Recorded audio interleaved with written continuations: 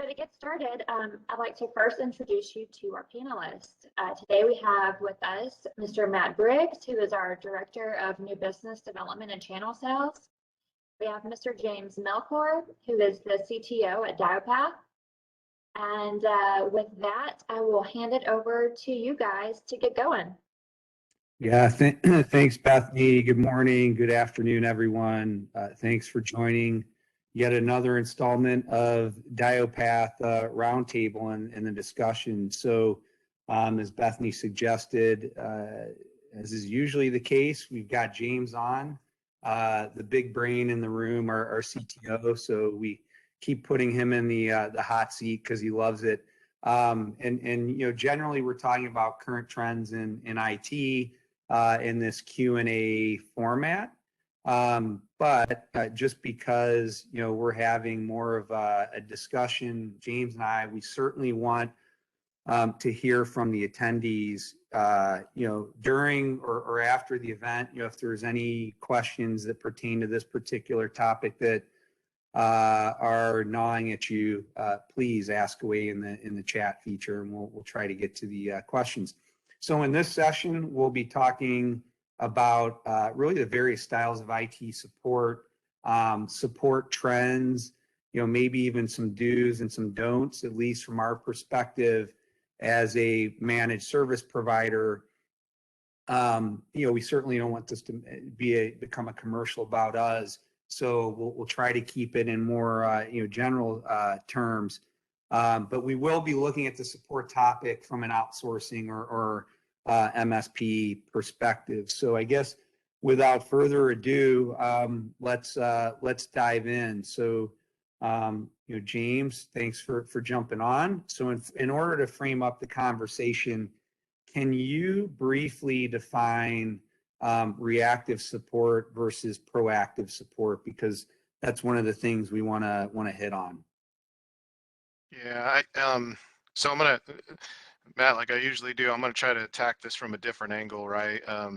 And really, when I think of reactive support versus proactive support, the first thing that comes to mind for me really is IT maturity, right? And the reason for that is how mature is the overall IT environment, and usually that uncovers why support is reactive versus being proactive, right? So from a reactive perspective, let's think of you're fighting fires. You're waiting for issues to come, you're reacting to them, and you're trying to solve those, right? So it's wait for them to come and then solve it type things. From a proactive support, really the mentality is I know the way this organization should run, and for that reason, they have a more mature model, and because of that, from a proactive perspective, you're looking for things to solve and mitigate sooner than later, right? So you're looking for trends or kind of items that pop up within the environment that could become bigger things, right? You're looking at ticket data that's coming in, you're looking at alerting data, you're providing analytics, you're analyzing that, and you're really making changes within the organization to prevent things, right? So yeah. You're being ahead of you're really getting ahead of it versus just waiting for things to come to fix, right? So yeah, and I mean, so I had an interesting, this was years and years ago, we were in with a client who was in, kind of reactive, break fix, firefighting mode, and looking to pivot to something that was a little bit more preventative and proactive. And there was kind of this aha moment in the meeting, and I thought it was well put by them. They said, okay, so I just need to look at it as spending my dollars on support a little bit differently. So rather than spending $1 for break fix, it's spending $1 for uptime, right? And I know that there's a in performance, and I know there's always these break fix scenarios because technology is unpredictable, but I thought that was a really good way to frame things up. And so from my perspective, reactive support is reactionary, it's on demand, it's more focused on the break fix. versus, the proactive and MSP model, which is Yeah. delivering a bundle of tools, right? ITSM, RMM, CMDB, things, knowledge management database, and then the people and the process around it, so that we can help drive continuous improvement and mature that IT operational model, right? Yeah. One of the interesting things, I'm going to steal something from Sean, our security lead, right? And practice lead is he has a lot of car analogies, and one of the big things is preventative maintenance, right? Think of proactive support versus reactive. Do you just wait for something to break on your vehicle and then you just go get it fixed and you have the expense for that, or do you pay for preventative maintenance, right, on the vehicle to more so understand, okay, I need to do this to prolong it, but then also you see it coming sooner than what you normally would, right? Yeah, yeah, And then you fix it. So, just to borrow one of his car analogies. So yeah. Bethany, I think we need to, get on more car analogies in our marketing material. So, so why do we feel, James, organizations should migrate away from, reactive support? And I know this is a leading question, and there's some obvious answers, but maybe some that are less obvious from your perspective. yeah, I'm gonna answer this also with a little bit of a security twist to this this question. So really from why they should move away from reactive support and more towards proactive is just look at the way the market is going from an overall security perspective, right? You can't just wait for stuff to happen these days, because when you wait for stuff to happen, your machines are encrypted, right? And then what do, right? Really the mode or the model should really be, what do I need to do from a preventative or proactive measure to mitigate these type of things, right? Because you can't just wait for something to have ransomware on it, right? That's just not the model anymore. There are too many things in the industry that really can damage, damage an environment, damage a company from a security perspective. And even so, things are getting more and more complex, more automated and things, but also more complex, where you can't wait for those things to break, because now there's a downstream effect as well. So being more proactive is the way to go, because that's just where really where the industry really is going. The technology is really needing the preventative maintenance and support now to really make it run the way it should, versus the reactive approach of, if something broke, then I just go fix it. It doesn't work that way anymore. Yeah. Yeah, no, it's great. And then I guess I'll be the one to state a few obvious reasons. So I think if you look at it from a financial perspective, if you're in this tactical, this firefighting mode, paying to fix issues rather than uptime and performance, and there's a lack of visibility and a generally lack of tools, you're going to have variability in cost, whether it's month over month, quarter over quarter, year over year. And that's tough, right? That's tough to plan for as an organization, right? For the attendees. It's also tough to staff for as a IT support entity somebody's flexing into, like us. So with that comes the absence of service level agreements, and metrics and other things. And then I know that we talked about, again, if you're reactive, then you get stuck on a hamster wheel, and it's hard to drive continuous improvement.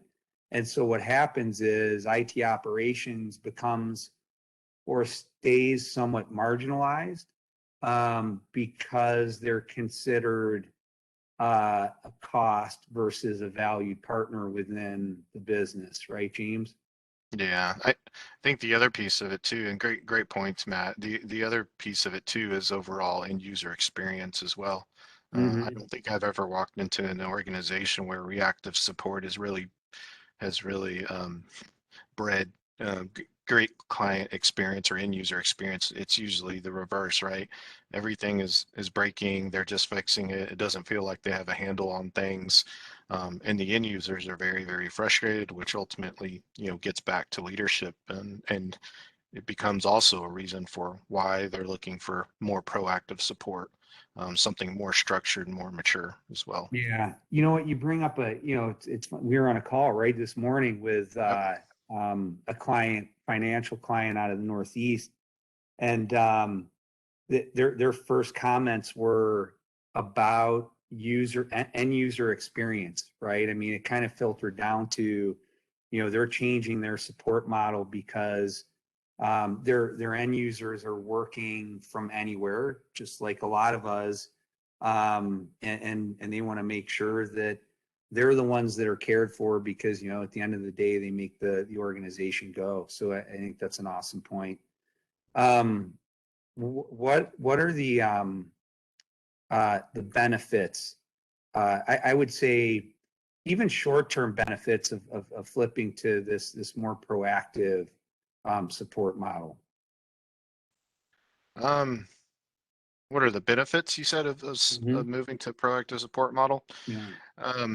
One, you touched on cost, right? So that's a big one. So every organization that I've looked at, and we've looked at, and kind of analyzed and said, okay, you're spending X amount of dollars.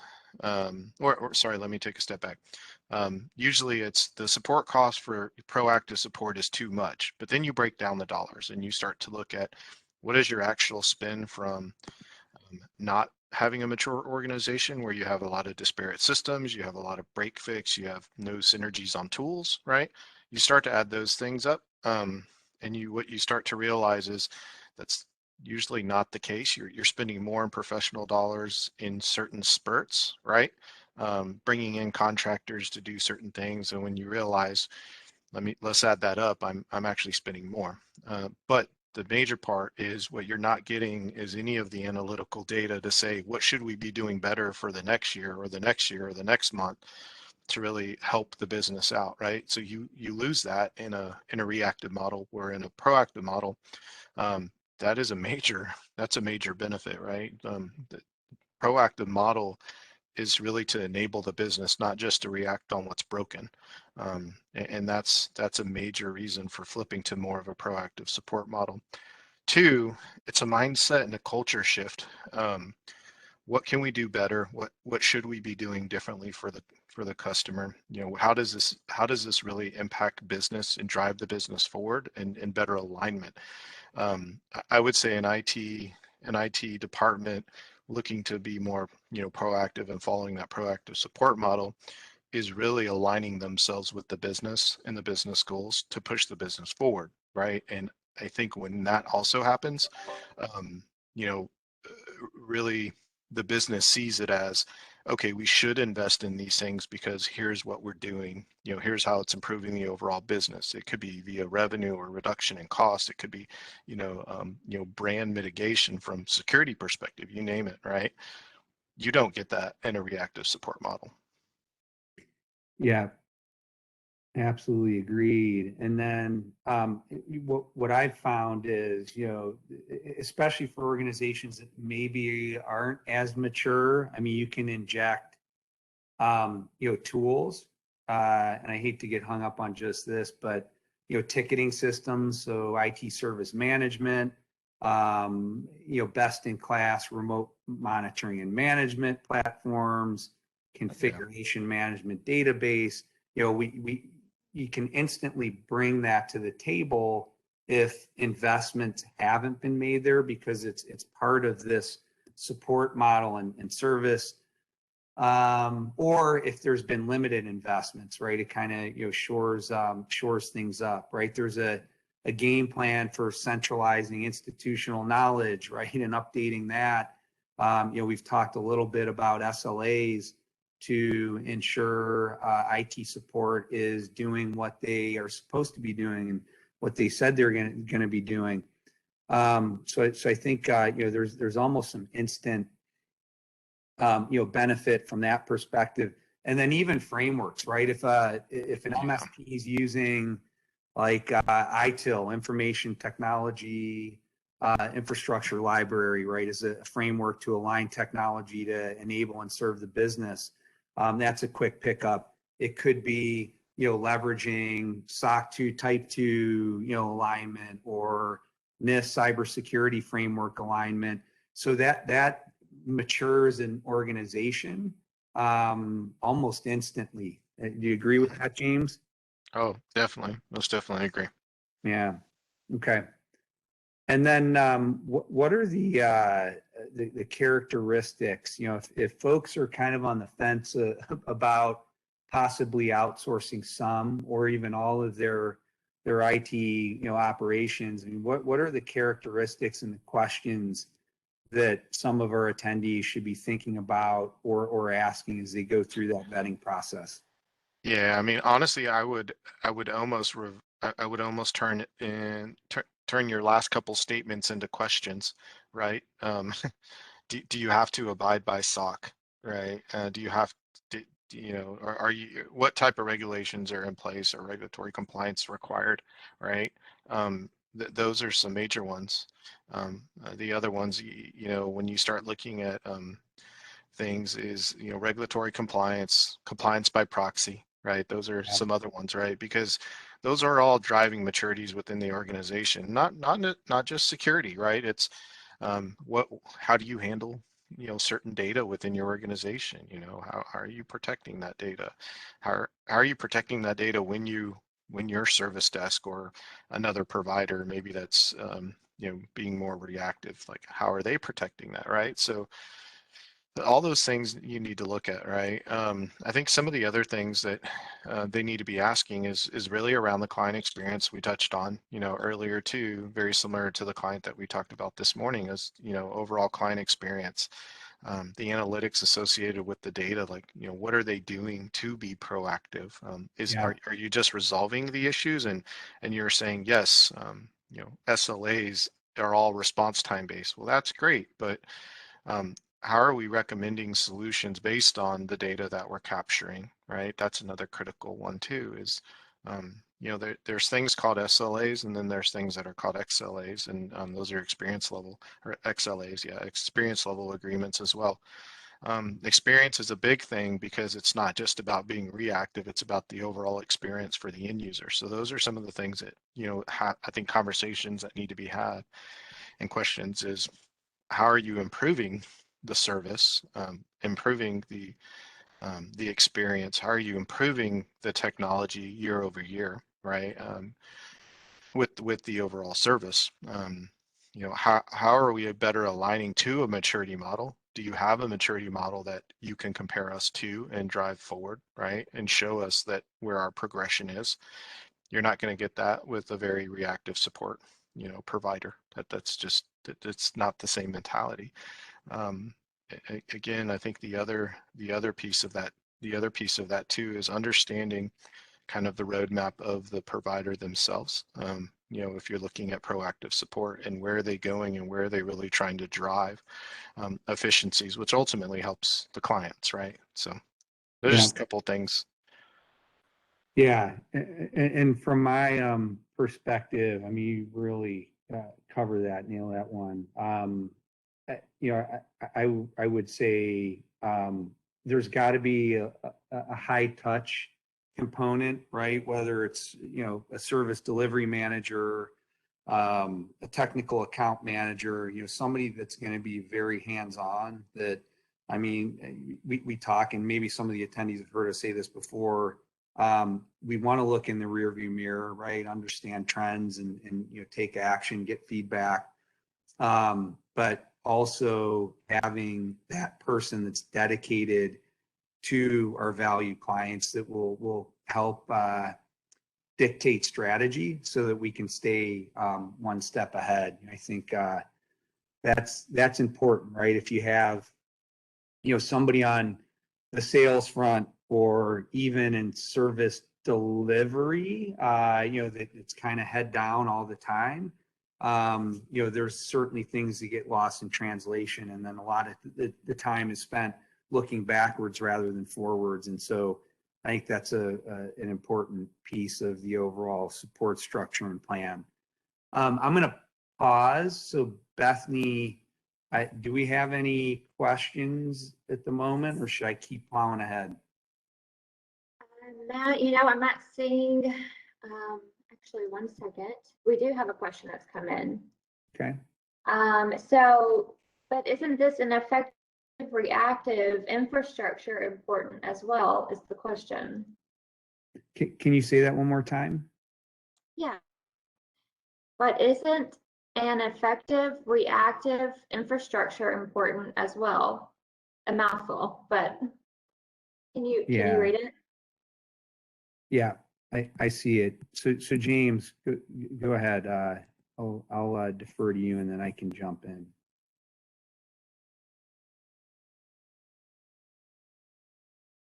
Do you see that one?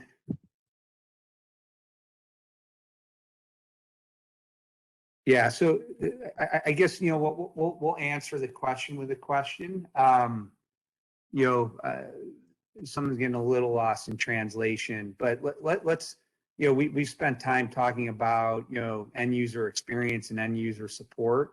So I think looking after the underlying kind of technical information model and infrastructure is important if that's where this question was going. So maybe James, can you talk a little bit about how service desks, so supporting the end user and then supporting the underlying infrastructure, go hand in hand, and it's important, in a lot of cases to bundle that. Yeah, I think I understand this question, so I'm gonna take this one head on if that's cool. So, but isn't an effective reactive infrastructure important as well? Yes. So, but here's the mentality. It's the same thing. Let's look at it from an ingestion perspective. If I'm waiting just to receive an alert that something is wrong, great. But if I am putting tools in place that are more proactive in measure, again, let's go back to the preventative maintenance. If I'm putting health checks in place and not waiting for alerts to be triggered on infrastructure, that is a better approach, right? So again, providing health checks prior to, and this also goes not down to just, applying patches and things like that, or just waiting for alerts and seeing things that are going wrong.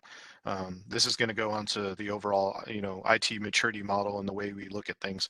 An effective reactive infrastructure is great from an alerting perspective to act on something, but a proactive infrastructure approach is even better because now we're doing preventative maintenance on equipment, the policies associated with that as well, and procedures associated with that as well. So what am I doing? What should I be doing? Should I be patching? When should I be patching? When should I look at major releases? What are those impacts on the business? What kind of downtime associated with them, right?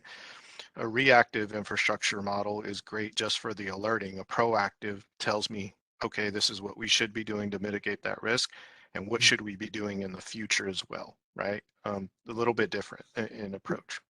Yeah, well, it's a good point. And so I'll also say, just because we're touting the benefits of proactive support, as you mentioned earlier, there's going to be those scenarios where we're going to have to react, right? We can't. Oh yeah.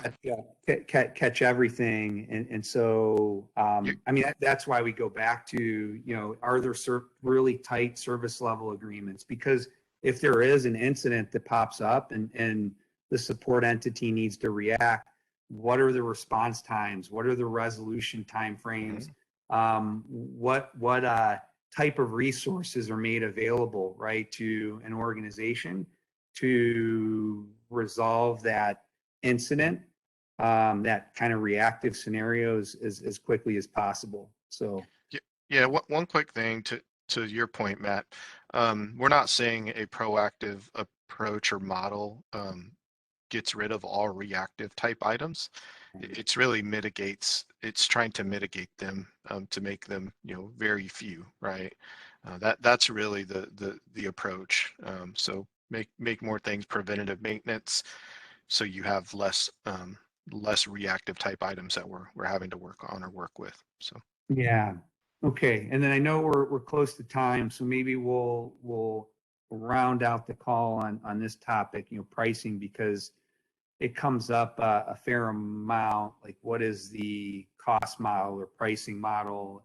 And so if it's reactive scenario, typically it's, time and material, right? So there's some type of hourly rate associated with resources that engage, or you see things like retainers or prepaid blocks of hours.